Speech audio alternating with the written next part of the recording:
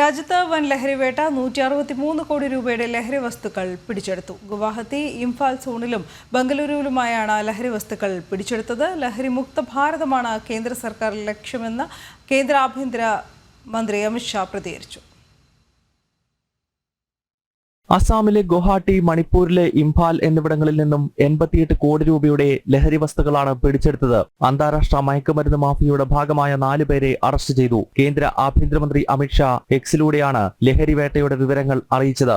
മയക്കുമരുന്ന് മാഫിയകൾക്കെതിരെ കടുത്ത നടപടി സ്വീകരിക്കുമെന്ന് അമിത് ഷാ പറഞ്ഞു.